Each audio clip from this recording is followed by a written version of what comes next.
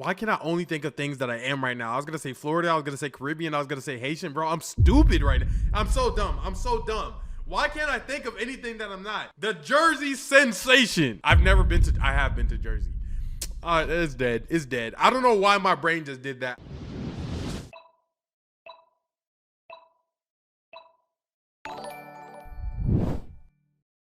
Welcome back to the Stanley Live channel. Today is going to be me. It's going to be No Chat, and we are reacting to a video from the one, the only, the homie. Why Arizona tea doesn't care about making more money. Let's get into it. Why not increase the price and therefore increase the profit? Because we're broke.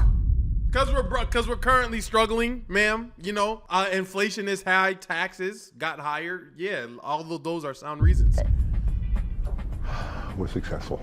That's Don Voltagio, chairman, co-founder of Arizona Beverage Company, which currently does about $4 billion in sales each year, and the company all started by accident. To this day, Don's claimed he's never sent a text, never sent an email, and never even turned on a computer before. And even in spite of all of that, his net worth is estimated at $6.5 billion.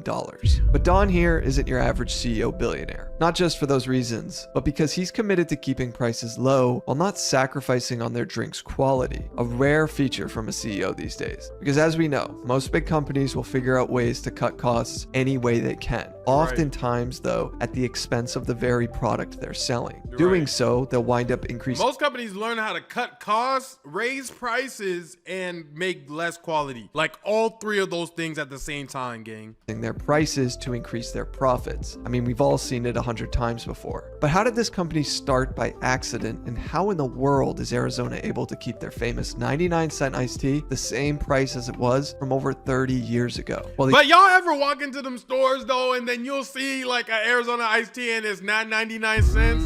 Like, it be making me think like, dang, y'all are doing some backhanded stuff. I be going into a 7-Eleven, that don't be smooth, $1.29. Let's talk about it. Does the CEO know? Because I'm not gonna lie, I'm about to start going into stores and start, you feel me? I'm gonna start taking pictures and sending it to bro. This is starting to feel like something that they're doing behind his back. The year's 1992 in Brooklyn, New York. Don Voltagio and friend John Farolito are running a beverage distribution business, primarily focused on beer and soda. Their focus is on multi-brand distribution in the New York City boroughs. When one day, on a cold February morning, Don sees a Snapple truck being unloaded at one of the local retailers. He was familiar with Snapple as it was a New York-based company. He saw it come to market, saw it. That's the joint with the facts in the lid, right? That's the joint with the facts in the lid. And then saw it succeed. But it was on this cold day when the idea first came to him. See, Snapple was becoming more and more popular at this time, but Don knew that in order for it to be selling in the freezing cold of February, the product was far more successful than he had ever thought. The misconception that iced tea would only be sold in the hot summer months was smashed right then and there. Snapple was sold in 16-ounce wide-mouth glass bottles, and Don thought to himself, if I create a similar bottle as them, why in the world would someone buy mine over theirs? But with his background in alcoholic beverages, he knew there was a malt liquor that sold in 22-ounce tallboy cans, and he thought, why not put the tea in those cans? Iconic cans right there. I'm not gonna lie, you walk into a store, you know exactly what it is every single time. Iconic can. The idea was simple. In order to compete, sell a bigger quantity of it for the same price as Snapple. But he wasn't setting out to create this huge successful brand. He simply thought, if he can add another non-alcoholic beverage product to his distribution truck and sell it to the retailers he already had relationships with, well, he can make a little bit more money. Since he'd be creating and manufacturing the product, he could get better margins on it, rather than if he was just distributing it for another iced tea company. The model was simple. Don says, make it look good, make it taste good, and price it fair. The design of the can and the taste of the tea were going to be crucial, but it all started with the value proposition, the size of the can. And for the record, everyone told Don this wouldn't work. Even the bank he went to called it a dumb idea, and he loves to bring this up to them because he still does business with the same bank today. Now, despite the name Arizona, the company has no real connection to the state. The name is said to have been inspired by the Adobe-style house that Don and his wife— oh my gosh, imagine me selling y'all a product, calling it like why can I only think of things that I am right now? I was gonna say Florida, I was gonna say Caribbean, I was gonna say Haitian, bro. I'm stupid right now. I'm so dumb. I'm so dumb. Why can't I think of anything that I'm not? The Jersey sensation. I have been to Jersey. It's dead. It's dead. I don't know why my brain just did that. Lived in Brooklyn. He said it looked like a house from Santa Fe, and that was actually the first name of the company. But when he put Santa Fe on a can, he said it didn't look right, so he ended up changing it to Arizona, despite never being to Arizona at the time. He said he associated Arizona with a healthy, clean, and dry feel that was different from the Brooklyn feel, and he thought those features were... Have you been to Arizona? Nothing about that heat, sun, and toxicity in the air is healthy, gang. Especially what they be doing in Las Vegas. Las Vegas, Nevada, Arizona. Are those two places? Please tell me Las Vegas and... It's Arizona and Vegas. Arizona State. Where's Arizona?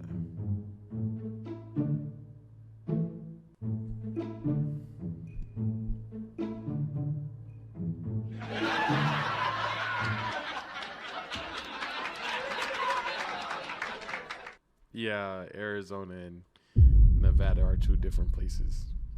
Obviously, we're gonna ignore that. Were really important for an iced tea beverage business. As I mentioned, the design on the can was crucial, and after all, when competing with some of the biggest players in the industry, you need to find a way to stand out on the shelves. He actually had his wife design many of the initial concepts that still look the same to this day. Bright colors, cool looking imagery, and a bold Arizona logo all played into the themes. The inspiration of the cans came from many different things in their home. Her perfume bottle and pictures from one of their son's coloring books have said to inspire the notable green tea can with the bright turquoise and pink flowers, which at the time when that can I never get this one, I'm not gonna lie. was made, people told Don that the green tea wouldn't sell to men because of how colorful the can was. Don said, great, women can buy it then. Don knew it would be successful, and he didn't really care what the pundits thought. In 1996, Arizona introduced their gallon jug of iced tea, and Don says at the time this was a radical idea. Remembering the first major retailer they proposed the product to, the buyer at the store said, that's a crazy, stupid idea, and it will never sell. So the salesman for Dang, why was Don surrounded by so many haters?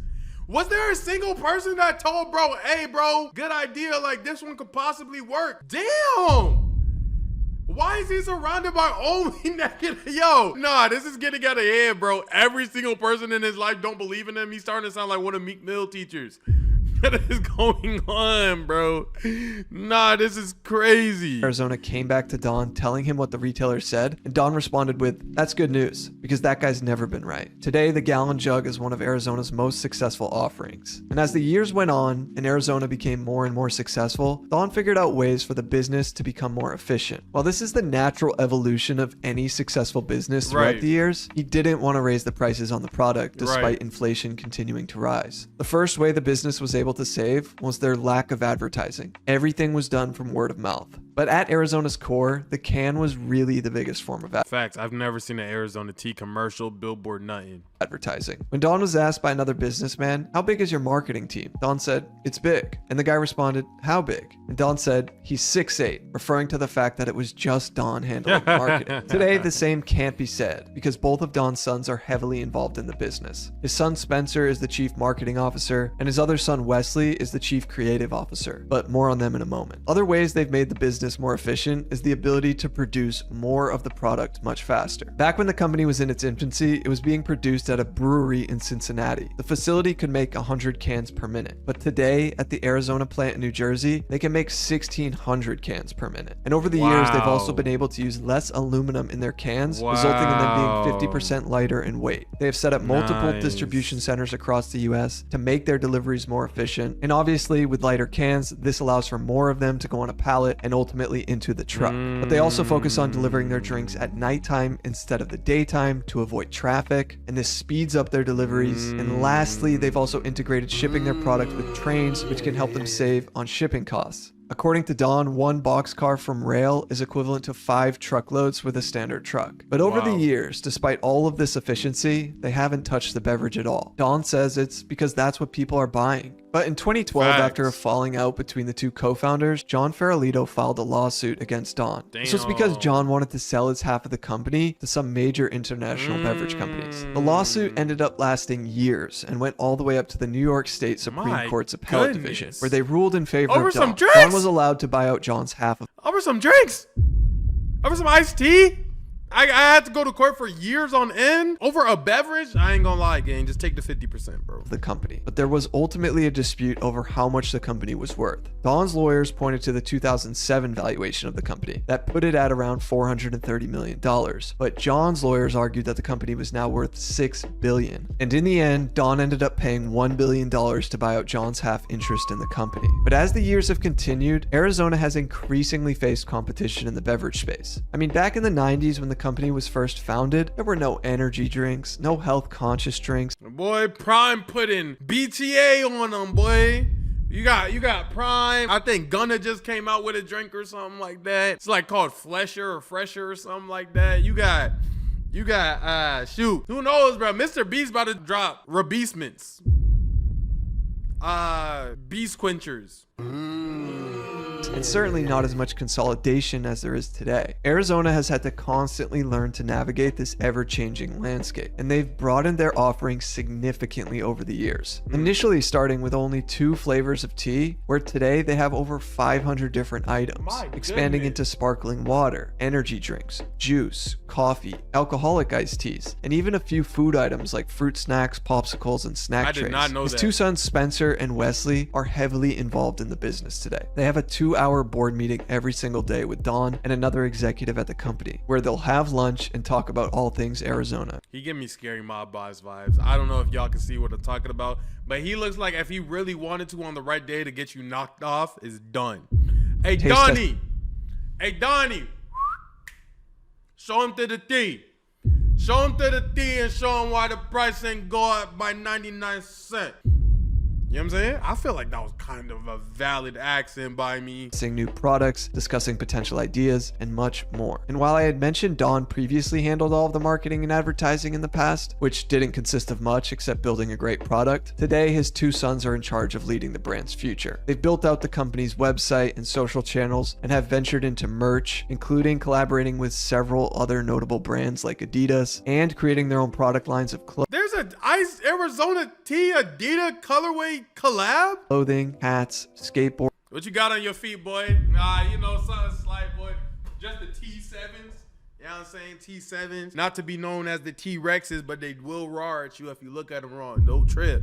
You feel what I'm saying? And so much more, pushing the brand forward and finding other ways to build out the company's revenue streams, which certainly has to play a factor in Arizona being able to maintain that 99-cent can to this day. But I have to make a clarification here regarding the 99-cent cans. Not every can has the 99-cent Great Buy logo on it, and not every retailer respects Arizona's suggestion of pricing. Ultimately, every retailer has the autonomy when it comes to what they're going to charge for the tea. So that's why... And that's why you walk into stores and you be seeing them. Okay, I feel it. In some areas or in some cases, you will see the tea cost more. But according to this research compiled by MarketWatch, if Arizona tea were to keep up with the market costs and raise prices accordingly since their release all the way back in 1992, the 22-ounce can would cost $2.39. 124% more, equating to $2.22. Whoa!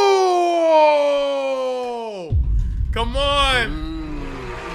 Come on, I was dumb close. I said 239. He said 222. Oh, shoot. Human calculator, who, nigga? Come on, bro. That's my body, bro. That's my body. Ounce can would cost 124% more, equating to $2.22. Arizona has built a reputation of being essentially anti-capitalistic. They are a private company, which allows for them to do things how they want. They're debt-free, and according to this USA Today interview with Don, it appears he takes great pride in giving back to his employees. He seems to really care about trying to maintain Arizona's low price points and keeping his employees happy. The story of It's actually almost to the point that if he raised the prices right now, it would ruin his brand.